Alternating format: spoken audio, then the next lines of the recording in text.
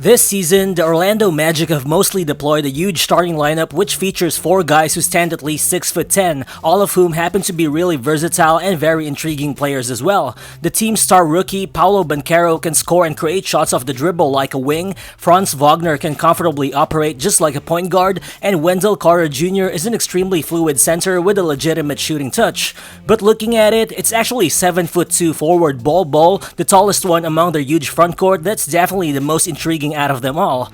Cause even in today's supersized NBA, it's still hard to lose track of a 7'2" guy with a 7'8" wingspan like Bol Bol, who's very comfortable going coast to coast with the ball in his hands and who's also a capable perimeter player, all while being a certified help side rim protector. The thing is, even though Bol Bol is already in his 4th NBA season, it's only now that we're actually seeing some rotation quality minutes from him, as during his first 3 seasons as part of the Denver Nuggets, he only spent a total of 355 minutes on the court.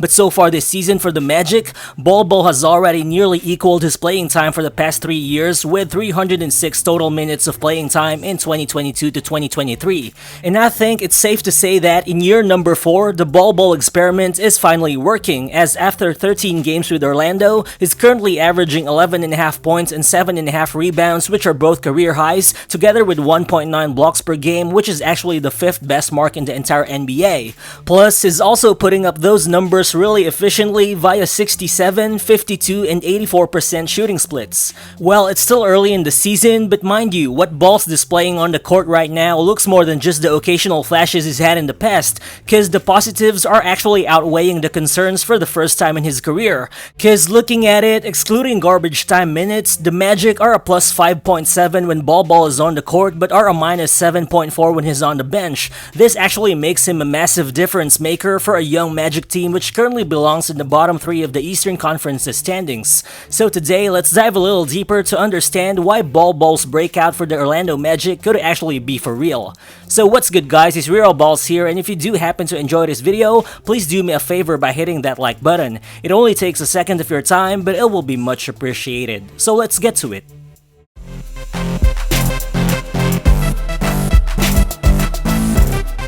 So far this season, Bol Bol is converting a highly efficient 71% of all his 2-point field goal attempts, which ranks as the 3rd best mark in the entire NBA. Of course, a lot of that can be credited to Orlando's playmakers finding him as a lob threat or as a cutter around the basket.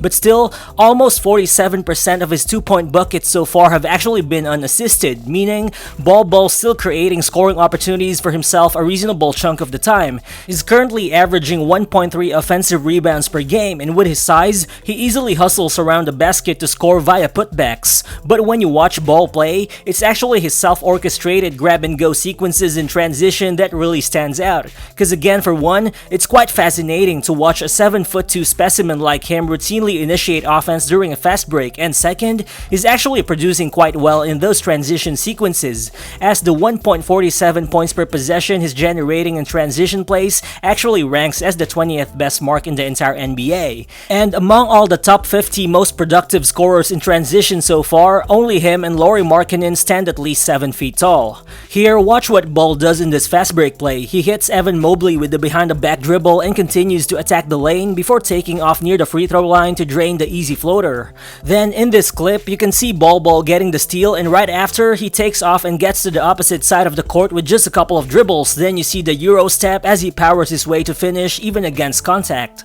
But the thing is, with his crafty handle and ability to change directions off the dribble, Bol Bol is also capable of manufacturing shots while attacking the basket even in a half-court setting. And because of his size and fluidity, defenders also find it very hard to contain him one-on-one most of the time. Here, watch how he torches Julius Randle. He hits him with a behind-the-leg dribble before he spins to the left, then you see him create separation with the Euro step as he glides all the way to the hoop. Then here, Bol again goes one-on-one. He starts his attack with a fake dribble handoff, then you see the crossover and the spin move before he uses all that size to drain the tough shot against Sabonis.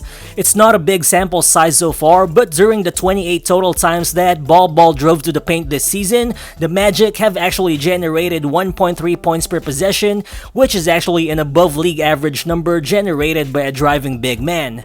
But this definitely isn't just a case of a really big guy who's only able to score when he's near the basket. Even when he was in college, aside from the grab and go potential, it was Bol Ball's ability to stretch the floor that became his primary calling card on offense entering the NBA draft.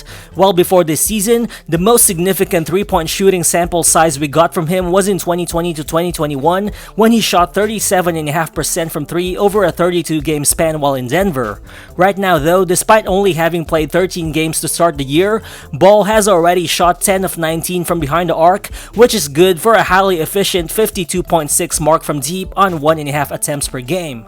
Well, sure, you definitely want him to increase his three-point shooting volume moving forward if possible, and I think Bol Bol being a more capable screener should open up more opportunities for him to score off pick-and-pop sequences, but so far, I think you gotta love that he's been showing some real comfort and a really nice shooting stroke from deep. That, together with his size and length, just makes it almost impossible for defenders to effectively contest his shot once he sees daylight. Here, as Wagner probes the defense, he finds Bol Bol in the elbow, and despite the contest from Donovan Mitchell, watch just how easily Bol Bol shoots above him here for the three-pointer. Then here in semi-transition, with Ball at the top of the key, watch him with a quick behind-the-back dribble before he steps back and hits the highly contested shot from behind the arc. Overall, because of his scoring proficiency from both the paint and the perimeter so far this season, Bol Bol currently has a ridiculous 72.7 effective field goal percentage, which is the 4th best mark in the entire NBA. But for sure, with his mobile feet and 7'8" wingspan, you can easily expect him to do a lot of damage on the defensive end as well. And after 13 games this season, Ball has already recorded 25 total blocks, which is the 4th most in the entire NBA, while his 7.8 block percentage is actually the best in the entire league. Well, we're all raving about 7'3" Victor Wembanyama with his ability to block shots from all areas of the floor, including the perimeter, and I'm not comparing Wembanyama to Bol Bol, but for real, Ball has actually been able to display that kind of perimeter shot blocking ability quite regularly as well. Here, Ball starts off patrolling the weak side, but when Boston starts to run the pick and roll, watch him switch against Brogdon while using his size to block the shot from around 5 feet beyond the three-point line. Again here, Ball is operating as a weak side help defender, but as the ball is kicked out to the corner, watch him just barely move his feet and still be able to block the three-point attempt. As you can see, Ball is often deployed as an off-ball defender, and what's really good is, even when he sometimes finds himself in a not-so-great position, his incredible timing and high defensive IQ still enables him to be a very good last-line defender for the Magic, especially around the basket.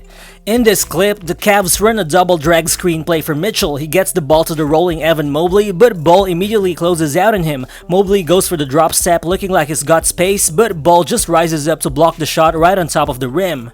Then here, you see Ball right in the middle of the zone, but once Jaylen Brown cuts right into the lane, Ball quickly steps in and erases what's supposed to be an easy dunk. Overall, the two-way impact that Ball's displaying on the floor is just one of the many bright spots for this young Orlando Magic team, and while he's been averaging 23.5 minutes per game this season, his playing time has been rising up steadily as well, as he's been playing more than 26 minutes per game so far in the month of November. Extrapolating his current stats to per 36 minutes, Ball would be producing 17.5 points, 11.4 rebounds, and 3 blocks per game, and while he's unlikely to play 36 minutes every night, you can just imagine how much more this guy would produce with just the slightest increase in playing time. But for now, if you're the Magic, you just gotta love the fact that the way Ball's currently playing just makes the $2.2 million he's making this season look like a total bargain, and honestly, this just might be the beginning of better things to come for him as he's only about to turn 23. Drafted 44th overall back in 2019, cause everyone was afraid of his body potentially not holding up in the NBA, then being traded multiple times in 3 seasons before finally landing in Orlando, is just really good to see Ball finally thriving on the court after quite a long time, as finally, everyone is finding out that this guy really belongs in the NBA. So what do you guys think about Bol Bol? Is his current production really sustainable? Feel free to share your thoughts in the comment section below, and again, if you're new to the channel, please consider subscribing as well. Again, this is Rero Balls, and I'll see you on the next one. Peace.